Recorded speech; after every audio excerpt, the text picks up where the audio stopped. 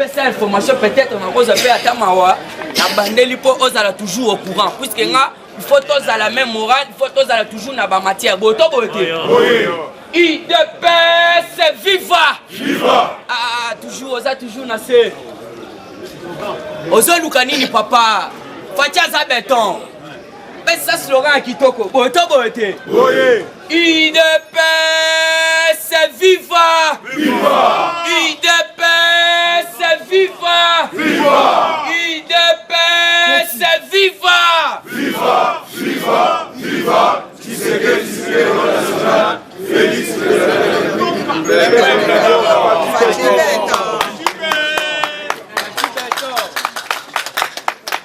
bonjour, bonjour. Bonjour. Fatibé. Oyebine bazo lisate zongisa. Oza parlement bana be akutu ba beta loenge kolega biso. E bongo biso parti au pouvoir. Au telemi oyo ko information mais zongisa sur ko zongisa te. Tibon a dit nazoleka. Président la Lobakinaya, puisque ça mukolo na biso topemaka. Mais tellement que président a cordon, a Rolanda Mibero ya Zoloba. Dans na ye nan garder ba papa, nan garder ba yaya, même ba koko. Pour tout réfléchir, ngana ya gambe to zo maele to pusango musika na politique boto bote. Alors ko sengeza mabete, tibo azoleka. Aluke belete. Nous a plus de 100. Mais 100 francs kaka 100 francs et au vimba. Vous excusez moi, nous avons une actualité politique. Fatibé! Fatibé! Fatibé!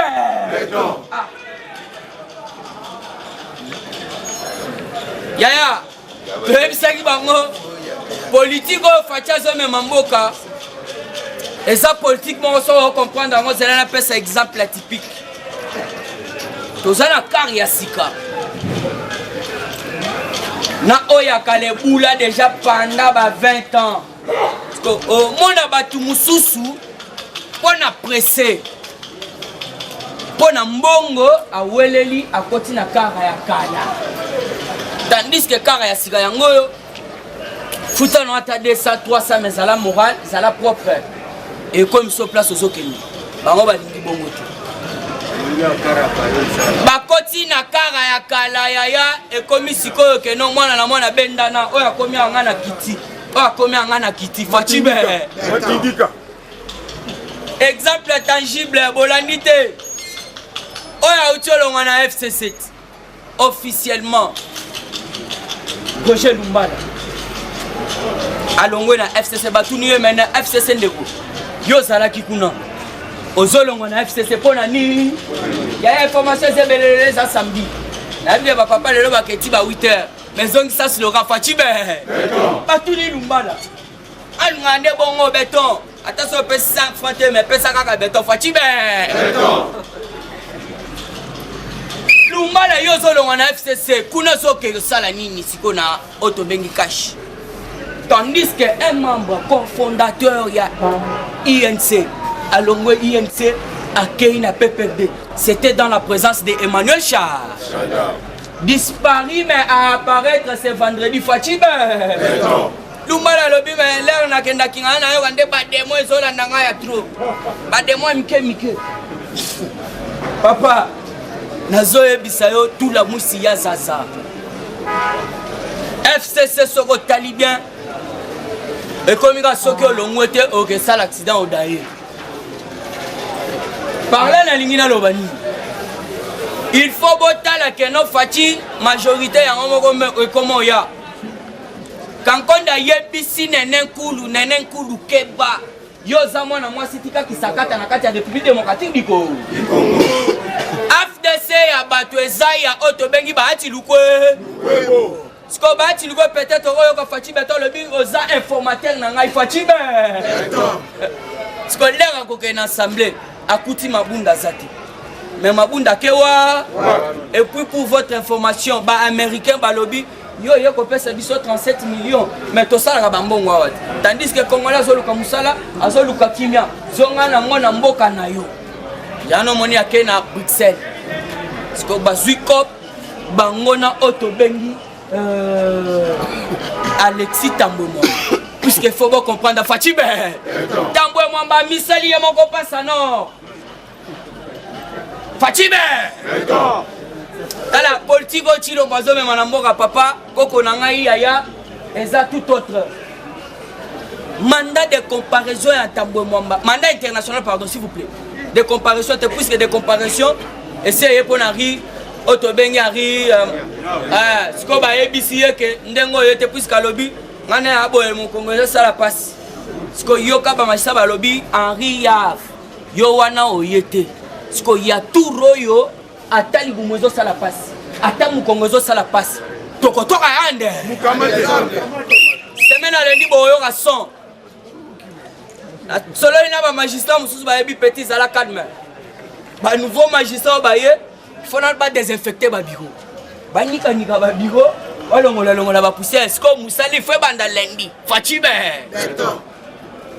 ko Tambwe Mwamba ba banda lugaye banda kala pourquoi autre bengi gardiko ya Moïse Katumbi porté disparu à Koufa à Bomaye na ndemo donc bango babanga te puisque le corps est sacré mais bango taso ko chuba yo bambeli ba chuba soki na bokeli yo autre bengi image ya kamona sa po Shadari apesaki mitindo babo mabatwana ya somo batu basi bazui masasi tala FCC bazaba criminel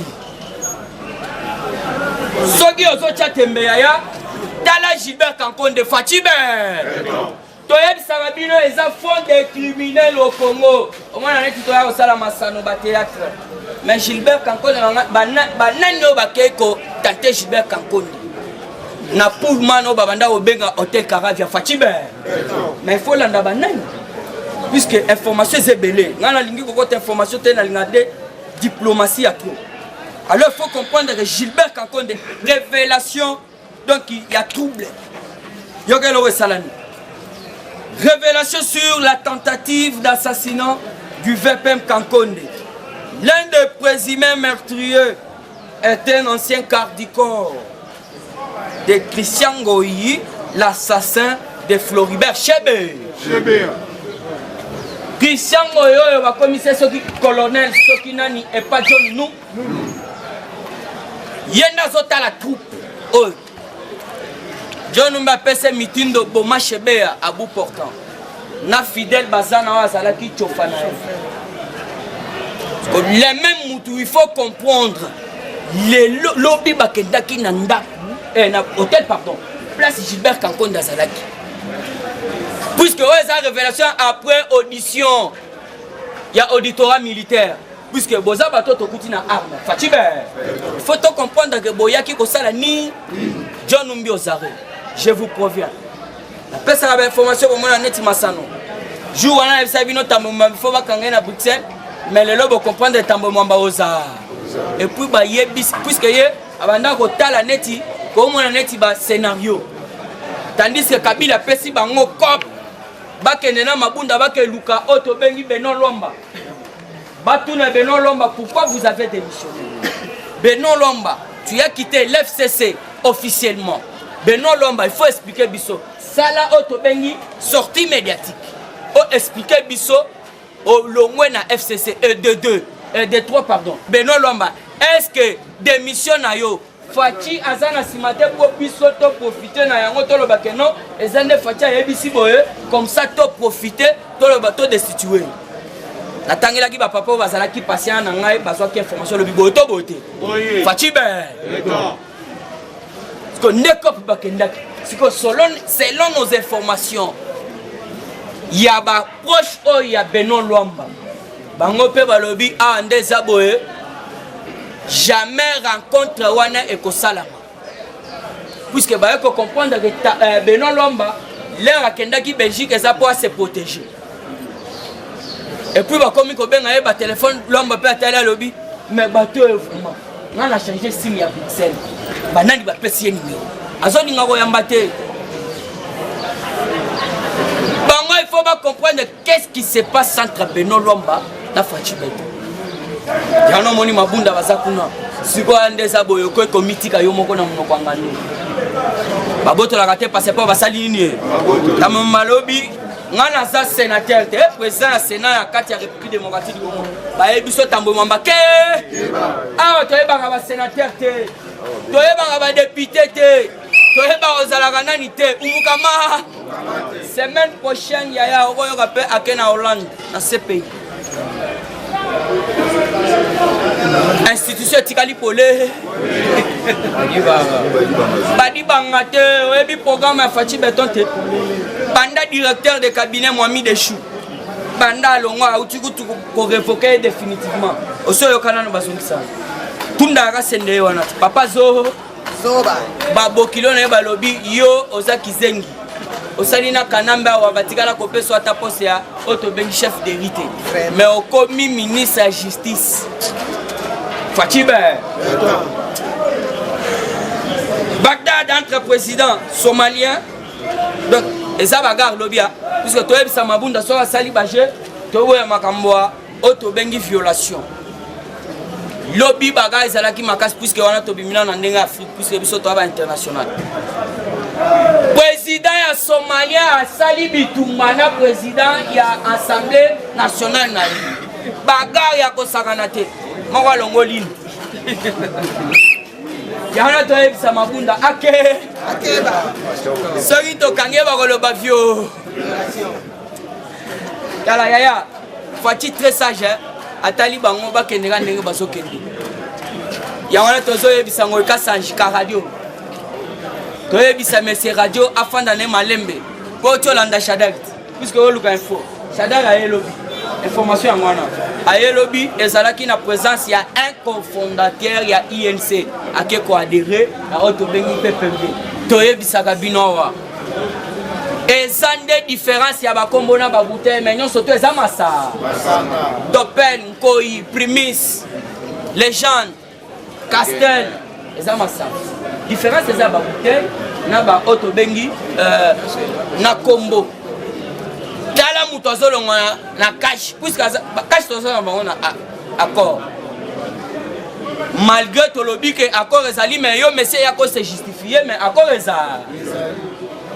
mais mutu alongwe na ngamu na biso ake ko adhérer na PPMB na présence ya Shadak apparaître lobi mutu ako sabino teke toko saka akimaki mais na Angola frontière eza bloquée ba identifier très bien ya wana songaki abatama quelque part mais lobi nde tomoni ya sali message na écoute ya salité alobi o dans na peyo yo Kabila soki azate kimie kokota te puisque Kabila bazami bale bato asali message lobi na Azarias Roube toke bisaye azui oto bengi ndeko na ye propre a commissaire chef coutumier na Minembwe kuna aye ko sala aéroport moko aérodrome ba ya nakati ya Fizi nde ba yibela kuna minéré alors il faut comprendre que non makambo ezoleka kuna eza mabe makasi Minembwe wana eza siko topesa be na mokonzi mboka Fachi Rubewa asунde kona ya commissaire chef du coutumier parce que il faut comprendre que batonga qui peut aérodrome na territoire ya Fizi po ba yibaka minéré donc jour wana na lobaki en aéroport wana eza lokola awati awa kamwa petit porteur wana le yaka ezu minéré et longwe nango ekei ezongi na Rwanda parce que Rubewa asунde kona ye propre yaya na ye a commission chef coutumier ya Minembwe alors il faut comprendre bakaba les amabe alors il est même Rubewa a sali message logique ya wana tozoke bisa Rubewa azali Rwandais jamais akopesa biso leçon morale message na yenga na sepelaki nango te yo pe fola nango po okozala d'accord na ngai Rubewa le bini puisque bokeli ngango en direct il y a une grande différence entre Kabila et Félix Fachi la différence en est que Joseph Kabila est plus bon que Félix. La souffrance de la population congolaise n'inquiète pas l'actuel président de la République. Puisque faut qu'on ait un chef de l'État. Là, tu as dit que surtout il faut que les recensement pour qu'on ait un biso. Ah, on a coupé cette information puisque c'est belé. Ndenge Zawana, Otobengue Henri Thomas le connaît. On continue le message, mais soit message. André Mbata va coûter la société civile. La société civile a proposé bango, il faut réformer Yasseni. Donc continuer mais soit message à Razarias Rubewa. Fachi Ozong Sabeto te Fachi La souffrance de la population congolaise n'inquiète pas l'actuel président de la République. Au moment où les Congolais ont besoin d'aide, lui s'en fout de ses électeurs qui l'ont fait ce qu'il est aujourd'hui. Yo lo bakabado maye. Fatibe. Et à tout pour ça comme maye le. Ah limité na opération formelle. Oza parlement de Boussa formelle. Yo Kazaria Soubé wa lobby Fati abosani ba électeur na ye. Mais yo lo bakakuna sa marionnette ba nommé bo ceci c'est là. Mais Azaria Soubé wa azolo ba bien Fati abosani ba électeur na ye souffrance na bango ezo sala ye le côté. To continuer comme koshike. Oui, au moment où les Congolais ont besoin d'aide, lui s'en fout de ses électeurs qui l'ont fait ce qu'il est aujourd'hui. Félix doit imiter la politique du président honoraire. Yoka, Joseph Kabila qui était toujours proche de la population au moment difficile. Cela prouve que Kabila est toujours au cœur de la population. Kabila n'a jamais été près de la population. Et d'ailleurs, Nambouchima et Babamba et Mabanga Fatibe. Pour dire que Tolingi yote. Ata message moro na linga la tigala ko sala te metala za. Oza kolela. So oza papa, oza mutu moro otala ka basindi ta, oza milelo. Eza kolela na bango nyonso tu. Shada ilobi pe alobi. Kabila ifaza la mboka. Soki Kabila zate kimie zate. Tala boye boye. Mena koye bisabino milelo tu yangwana. Milelo tu yangwana ya ya ngana koye bisayo bato enyo sotu basuki puisque ngana moni Azaria Souberwa a Rosala Osare. Le jour à venir. Puisque c'est à pas de loup yangwana moni tambo mwambalelo Osare. Puisque tozongi na société civile. Fatibe. Non. Tibo le kaka leka yaya tibo aleki na boy nanga ngali nga bakatanga te ona 500 francs Fatibe yoka Azaria Soubé wazoloba mokonza mboka aza pembeni na population te souffrance sa population boy mais to lobby boy bango batamboli balobi dollar emati toye ko comprendre na kati ya réserve ya trésor public mbongo ezate alors mbongo à l'état et quand tu as des recettes, des entreprises, il faut comprendre toutes les entreprises. Il y a plus sur la République démocratique du Congo, il y a au FIDA, puisqu'on appelle ça information.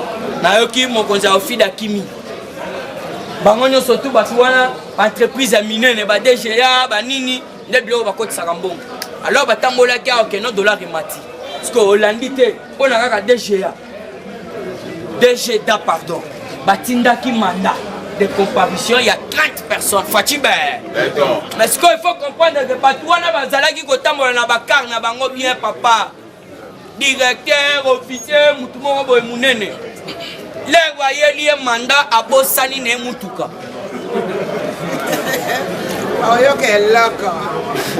Fatibe. Yaya, la fin du journal, lobby na segi ya trop. 30 mandats pour la DGDA. Les années. Bango siko là bayeli bango. Nalingana no zwango. 30 mandats de comparution lancés à la DGDA. Plusieurs directeurs DGDA. DGDA. C'est toujours la même chose. Boto voté. Fatibe. Boto c'est la même morale. Fatibe. Voilà. DGDA. Plusieurs directeurs ont abandonné leur type officiel pour prendre les taxis. L'un d'entre eux a fui par derrière en laissant les inspecteurs devant sa jeep en leur disant j'arrive, j'ai oublié quelque chose. Fatibe. Tout la mousse, il y a ça. Banda Kima. Chose vraie. Lukutate. Awa. Boye s'expliquer.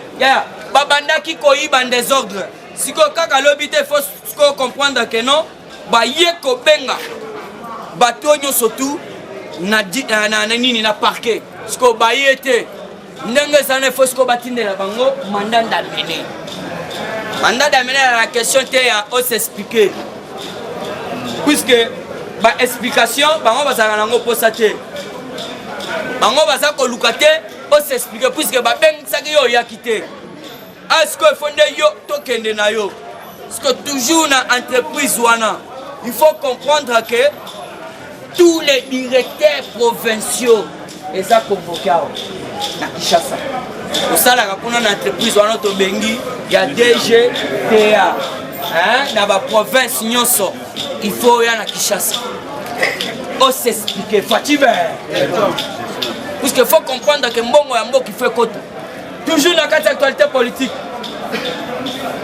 ndenge sana makambo eza bien pourquoi tolobi makambo eza bien les FARDC ont capturé 36 islamiennes et islamistes pardon les FARDC ont capturé 36 islamistes ougandais ADF Nalu wana eza na Irimu donc ba capturé bango matou désolé la kuna ya dengue ya kosala ba jeter et ça bino c'était un certain jeudi vendredi kendenge sana plus de 3000 Kodeko ba adhéré na processus ya désarmement ba lobby ndenge bambumezo ko beta na kati ya samba moyen to ko makune zate yaya il faut bien comprendre que to comme un moment ya que non les FCC que vous voyez aujourd'hui vous ne les verrez plus Henri Yav ba ebisi ya ko s'expliquer lobby na bela ba ebisi sko lendi toya yo démocratie so yote pour ni ote mutu passe ya oso comprendre te semaine elle est au sala mukamata ndé moko au sala ba jeter désordre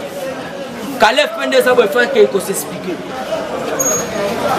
puisque ndenge sana bato baza ba bomi yana moni ba ke ba côté ina VPM a vu la vie sauve chose grave puisque sécurité na épée basala ki makasi yana to ebisa ka VPM il faut sala musala lolenge longo bani badinga ba bomaye ya sko batu oyo siko bazalaki na circuit wana nde moko bake kokuta lobi aza parmi ya bato oyo John Numbi apesi ordre que non boma chebe na fidèle baza ozala so bakoloba nani atindaki ba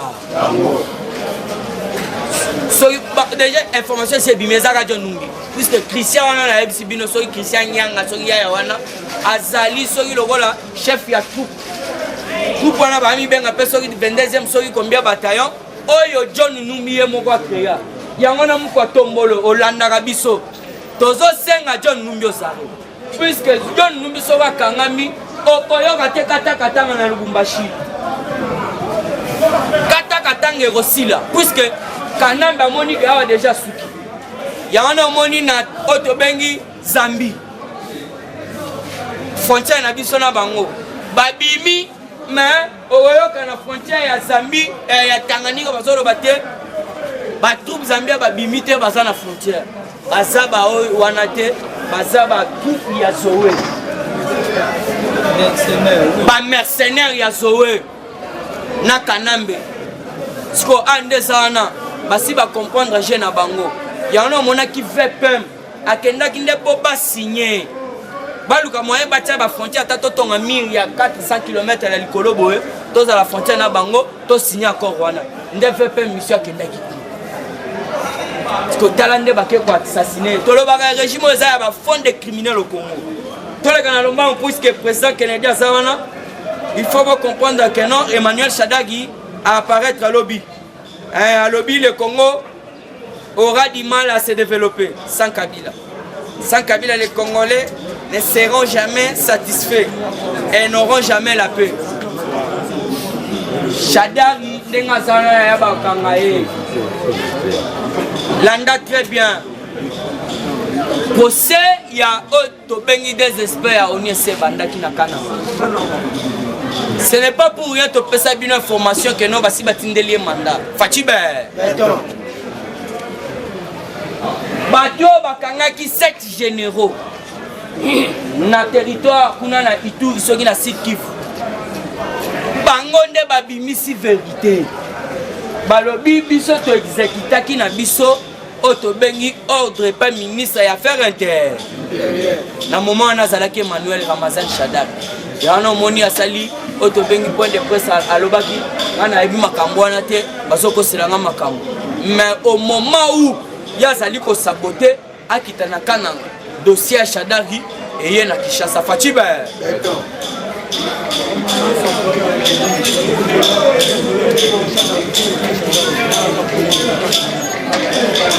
Shadari nde muto asali makambo na soko luki video yaka ankuku na atindela yo omoni skonde babomi Charles na mwana mwasi wana triste nazo yebiso triste nouvelle ba preuve ezali siko le moment arrive Fatibe toujours na kati actualité politique na ko monopoliser parole te na to yebisa bino oto bengi André Alain Atundu cadre ya FCC kutanaki na société civile ya yebisi avant toluka mokonzi ya Seni il faut tout ça la réforme ya Seni la réforme ya Seni ezandeni avant réforme babandi na audit puisque bobo sanate alaki semaine déjà passé Jeannette Kanambe na auto bengi Corneille Nanga na ancien directeur ya ANR bakenda kutana na mokonzi mboka nde na opportunité wana Corneille Nanga zoki ba dossier na yenyo surtout ayebisaki mokonzi mboka keno pona nga abupia pona Seni na silisi musala na ngai siko mokonzi mboka ayebisaki ye okotika nanu bongo te il faut auditer ba Fatibe audit ezandeni machine eza ya $450 Corneille Nanga telema loba $1500 mais Nanga pesa biso mbongo nyo surtout wana ya machine yo somba EDD Jeannette Kanambe Obe Minaka Zoé Kanambe batikala ko pesa candidature bakoma ba député ndenge ni audit yango wana pour s'expliquer après avoir que ça l'audit de esco réforme cela veut dire quoi totally donc pour postuler président de la République il faut à la Congolais de père et de mère et Dédé Seni ndenge zawana tozalaki na otobengi élection à 2 tours présidentielle goto boté yana moni fezonga ba Martin Fayulu balela bango baboya makambo à 2 tours mais atoye bisaye bango ndeko na bango muzitu balobi bazoya soki le 20 combien le 22 ba uti na mboko eza na corona ya maka tozo senga na mokonza mboka Fatibe muko ntombolo ayoka biso Fayulu ndeko na ye ba uti mboka ya corona a les bazoya il faut nan baleka na quarantaine boto bote